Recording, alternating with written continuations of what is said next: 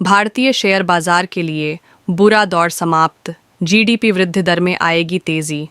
Goldman सैश global brokerage company Goldman सैश ने कहा कि आर्थिक वृद्धि दर और कॉरपोरेट आय को लेकर भारतीय इक्विटी बाजारों का बुरा दौर समाप्त हो चुका है। गोल्डमैन सैश ने अपने नोट में आगे कहा कि अमेरिका की ओर से पारस्परिक टैरिफ के कारण पैदा हुए वैश्विक चुनौतियों के चलते बाजार में अस्थिरता अधिक बनी रहेगी।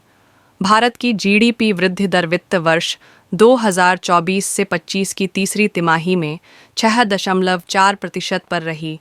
वृद्धि दर वित्त वर्ष 2024 से 25 की तीसरी तिमाही में 6.4% पर रही है।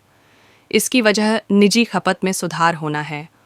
ब्रोकरेज के अर्थशास्त्रियों के मुताबिक भारत की जीडीपी वृद्धि दर में गिरावट निचले स्तर पर आ गई है और अब यहां से इसमें रिकवरी ही देखने को मिलेगी। जनवरी में विभिन्न क्षेत्रों में हाई फ्रीक्वेंसी इंडिकेटर्स ने ग्रामीण गतिविधि में तेजी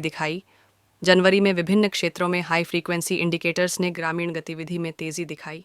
इस कारण अगली 4 तिमाहियों में वृद्धि दर 6.6% से 7% के बीच रहने की उम्मीद है और कैलेंडर वर्ष 2025 के लिए भारत की जीडीपी वृद्धि दर सालाना आधार पर 6.4% रहने का अनुमान है।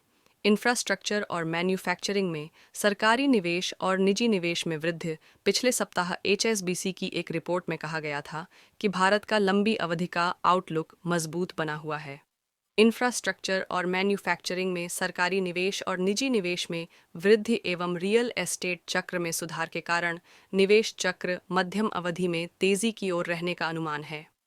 निजी निवेश बढ़ने से भारत को वैश्विक आपूर्ति श्रृंखला में हिस्सेदारी बढ़ाने में मिलेगी मदद, साथ ही विकास को भी मिलेगा।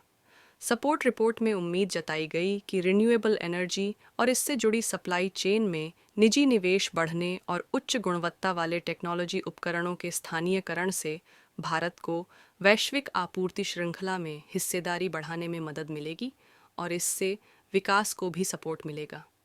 भारत सरकार जीडीपी वृद्धि दर बढ़ाने को लेकर लगातार काम कर रही। भारत में सरकार जीडीपी वृद्धि दर को बढ़ाने को लेकर लगातार काम कर रही है। केंद्र सरकार का पूंजीगत व्यय वित्त वर्ष 25 में 7% रह सकता है। वित्त वर्ष 26 में इसके 10% पर रहने का अनुमान है। इसके अलावा आरबीआई मौद्रिक नीति में भी ढील दे रहा है, जिससे विकास दर को बढ़ावा मिलेगा। Input IANS।